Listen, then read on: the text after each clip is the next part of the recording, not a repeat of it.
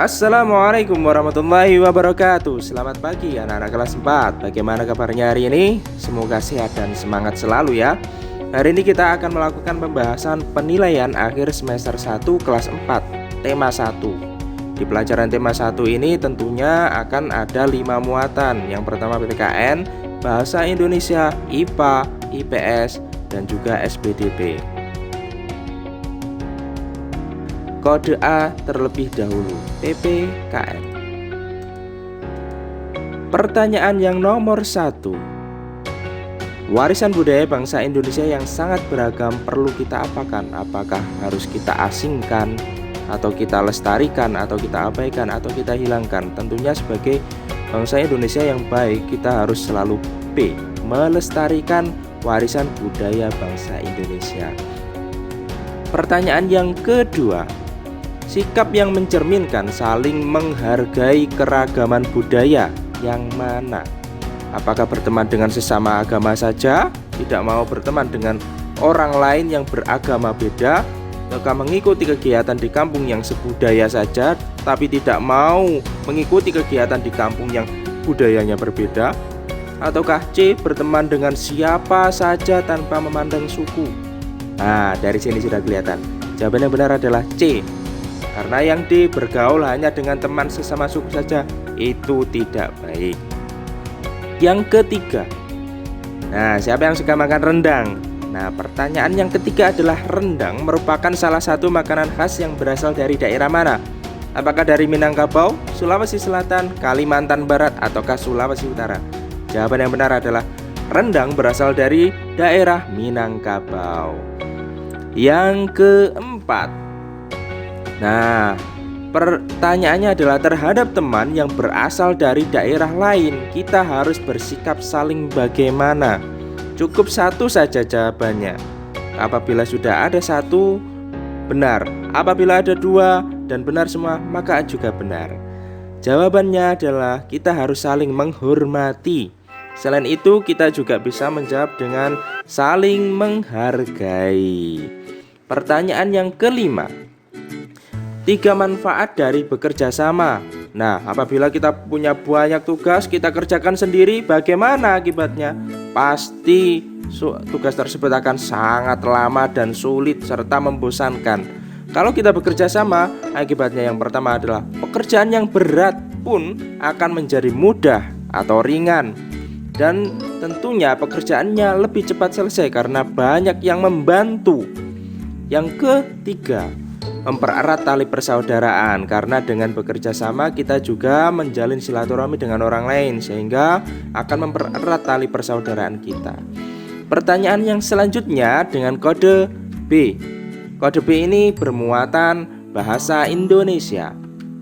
Pertanyaan yang pertama, gagasan pokok adalah titik-titik utama yang dibahas dalam suatu bacaan apa ya? Apakah ide, apakah tugas, ataukah manfaat, ataukah pendukung? Coba kita masukkan pilihannya ke dalam titik-titik tersebut. Gagasan pokok adalah ide utama. Oh, sudah tepat. B, gagasan pokok adalah tugas utama. Hah? Bukanlah. C, manfaat. Manfaat utama. Oh, bukan. D, pendukung utama. Pendukung kok utama? Yang paling tepat berarti A. Gagasan pokok adalah ide utama yang dibahas dalam suatu bacaan. Nomor 2. Ani-ani merupakan alat tradisional untuk menuai padi. Oh, di sini ternyata ada 4 kalimat. Yang ditanyakan adalah kalimat utama paragraf tersebut ditunjukkan oleh nomor berapa. Nah, untuk menemukan kalimat utama paragraf tersebut kita cari apa ya yang menjadi bahasan utamanya. Kemudian baru yang lainnya itu hanya penjelas saja, karena dalam satu paragraf hanya ada satu kalimat utama. Nah, ini kira-kira yang mana ya? Apakah ani-ani merupakan alat tradisional untuk menuai padi, ataukah di Kalimantan Selatan? Alat ini disebut renggaman. Ani-ani terbuat dari sepotong papan tipis dan kayu ringan. Pada salah satu sisinya dipasang mata pisau. Oh, ternyata kalimat yang kedua, 3, dan 4 itu adalah kalimat pendukung. Jadi kalimat utamanya ada di nomor 1. Nah, nomor 3. Langkah pertama, cara membuat ringkasan dari suatu bacaan bagaimana ya? untuk membuat suatu ringkasan dari suatu bacaan, kita harus apain dulu dari bacaan tersebut? Nah, tentunya kita harus membaca naskah asli dulu. Kita tidak sedang mengarang, kita sedang mau membuat suatu ringkasan. Jadi harus kita baca terlebih dahulu. Pertanyaan nomor 4. Nah, masih muatan bahasa Indonesia yang nomor 4 ini. Dalam satu paragraf selalu ada satu gagasan pokok. Jadi dalam pertanyaan gagasan pokok sudah disebutkan. Pertanyaannya adalah dan beberapa gagasan. Jadi jawabannya tentunya bukan gagasan pokok. Yang belum disebutkan yaitu gagasan pendukung. Ya, gagasan pokok sudah disebutkan, pasti bukan itu jawabannya. Jadi jawabannya adalah gagasan pendukung. Selanjutnya yang nomor 5. Nah, ada sebuah paragraf. Perintahnya adalah tuliskan gagasan pokok pada paragraf di bawah ini. Nah, gagasan pokok itu nanti akan kita temukan dalam kalimat utama, atau kalimat utama itu satu kalimat yang akan dijelaskan dengan kalimat-kalimat pendukung selanjutnya. Nah, mana ya yang utama? Suku Minang mempunyai alat musik tradisional Minang yang disebut talempong. Talempong dimainkan dengan cara dipukul. Alat musik khas Minang lainnya adalah saluang. Saluang ini dimainkan dengan cara ditiup. Oh, ternyata kalimat yang kedua, 3, dan keempat merupakan penjelas dari kalimat nomor 1. Sehingga kalimat nomor 1 adalah kalimat utama. Nah, kita tuliskanlah kalimat utamanya. Suku Minang mempunyai alat musik tradisional yang disebut dengan talempong. Selanjutnya, kode C, muatan IPA. Nah, kode C nomor 1. Bunyi tidak dapat merambat melalui apa? Masih ingat ada 3 media untuk perambatan bunyi, yaitu udara, benda cair, dan benda padat. Sehingga A, C, dan D pasti bukan itu jawabannya. Sehingga jawaban yang benar adalah ruang hampa udara. Karena ruang hampa udara seperti di luar angkasa, suara tidak bisa merambat. Sehingga para astronot harus menggunakan alat elektronik untuk berkomunikasi dengan teman yang lain saat berada di ruang angkasa. Kode C yang nomor 2. Bunyi pantul yang terdengar kurang jelas atau tidak sejelas bunyi aslinya disebut apa? Nah, bunyi ini biasanya saat kita mengucapkan, kita belum selesai, bunyi itu sudah kembali lagi sehingga suaranya tidak jelas. Disebut dengan gaung. Nomor 3. Benda-benda yang dapat menyerap bunyi adalah benda-benda yang permukaannya bagaimana? Kasar, lunak, halus, ataukah yang keras? Kalau keras tentu akan memantul. Benda yang kasar biasanya juga keras, juga akan memantul. Jadi jawaban yang tepat adalah benda yang lunak, seperti karpet, sofa. Itu nanti kalau kita berteriak terus kita tutupi dengan sofa ataupun bantal yang lunak, maka suara akan berkurang kekerasannya. Nomor 4. Benda-benda yang bergetar dan dapat menghasilkan bunyi disebut apa? Disebut dengan sumber bunyi. Nah, selanjutnya yang nomor 5. Tuliskan 3 bagian dari telinga. Ingat, dari indera pendengaran manusia adalah telinga itu kita membagi menjadi 3 bagian utama. Yang pertama adalah bagian luarnya. Kemudian ada bagian tengah dan bagian dalam. Bagi anak-anak yang sudah menjawab dengan lebih rinci, bagian luar ada daun telinga dan semacamnya, tengah apa saja, dalam apa saja. Yang penting sudah ada kata kuncinya, luar, tengah, dalam, maka benar. Kita lanjutkan dengan soal kode D, bermuatan IPS. Soal nomor 1. Semboyan negara Indonesia yang terdapat pada lambang negara burung Garuda adalah Bhinneka Tunggal Ika, yang mempunyai arti yang ditanyakan berarti Bhinneka Tunggal itu artinya apa? Nah, apakah berbeda suku tetapi satu jua? Oh, tetap satu. Berbeda agama tetapi tetap satu. Berbeda-beda tetapi tetap satu jua, atau berbeda-beda bahasa tetapi tetap satu. Kalau yang A, bedanya hanya suku, berarti dianggap agamanya sama semua, bahasanya sama semua. Apakah yang A benar? Kurang tepat ya. Berbeda-beda agama tetapi tetap satu. Berarti agamanya berbeda, sukunya sama, bahasanya juga sama. Apakah tepat? Kurang tepat. Ataukah yang D, berbeda-beda bahasa, bahasanya berbeda, suku dan agamanya sama? Oh, kurang tepat. Di Indonesia itu berbeda-beda, tidak disebutkan suku, agama, bahasa, tapi cukup dengan kata berbeda-beda. Itu artinya ya entah itu suku, entah agama, entah bahasa, entah adat, berarti banyak yang berbeda, tetapi tetap satu jua. Jadi jawaban yang paling tepat adalah C. Pertanyaan yang nomor 2, makanan tradisional atau khas masyarakat Gresik. Wah, siapa ini yang sering jalan-jalan ke Gresik? Nah, Pak Guru juga sering menemukan ini. Makanan ini juga banyak dijual di sini. Biasanya kalau di pinggir jalan itu menjual makanan khas Gresik. Nah, kira-kira apa? Nasi kerawu. Nah, nomor 3.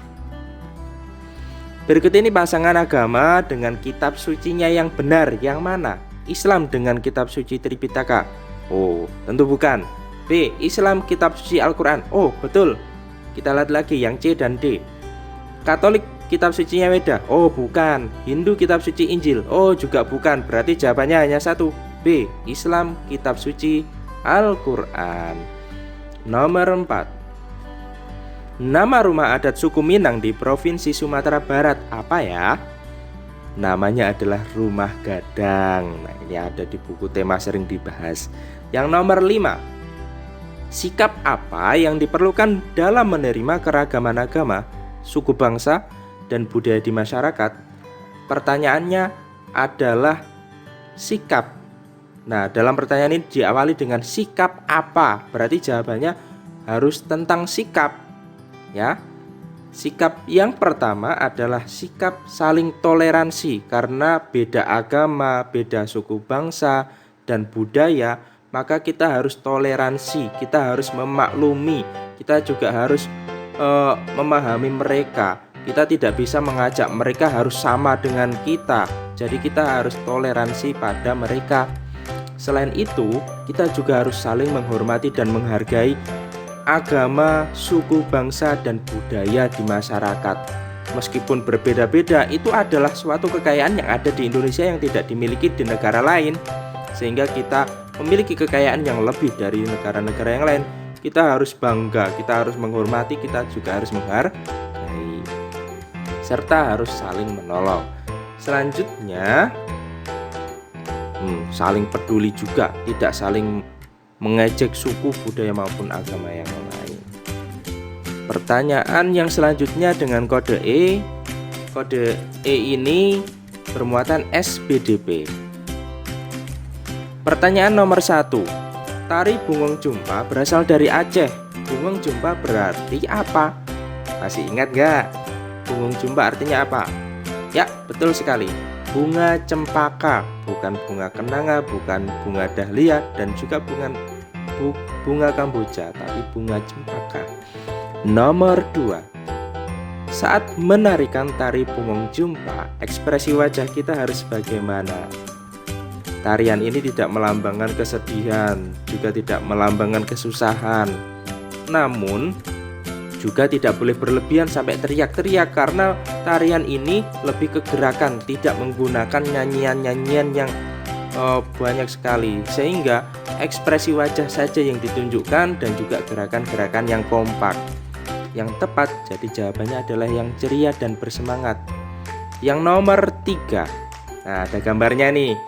Sudah kelihatan ya, tangannya ditaruh di pundak, dan gambar yang kedua tangan ke depan. Nah, kita cari A. Kedua tangan di atas. Oh, tidak ke atas tapi ke pundak. Belum tepat. Yang B. Kedua tangan memegang bahu. Bahu. Tangan didorong ke depan. Sudah betul. Tangan lurus jari. Tangan lurus jari tangan mengarah ke atas. Oh, jari tangan lurus mengarah ke atas. Ini dia yang B, ini yang betul. Coba kita lihat lagi yang C. Menghadap sorong ke kanan. Tidak serong. Kedua telapak tangan saling berhadapan. Tidak berhadapan, berarti tetap yang B ya. Yang paling tepat yang B. Nomor 4. Gerakan dasar tari Bungong Jumpa dibagi dalam dua gerakan utama, yaitu gerakan apa? Gerakan Bungong Jumpa ada dua, masih ingat? Gerakannya banyak, tapi pembagiannya hanya ada dua, yakni saat masih berdiri, kemudian saat gerakan duduk. Yang nomor 5, tuliskan 3 formasi gerakan tari Bungong Jumpa. Formasinya itu banyak. Formasi itu bentuk dari formasinya bagaimana? Yang pertama, ada formasi membentuk huruf V. Nah, jadi membentuk huruf V begini. Nah, seret. Kemudian ada juga formasi zigzag. Nah, zigzag seret. Nah, yang ketiga, formasi melingkar. Dan juga tari Bungong Jumpa bisa ditarikan dengan bentuk formasi Banjar 3. Nah, sekian pembahasan tema 1 kali ini. Kalau ada pertanyaan silakan tulis di kolom komentar. Terima kasih.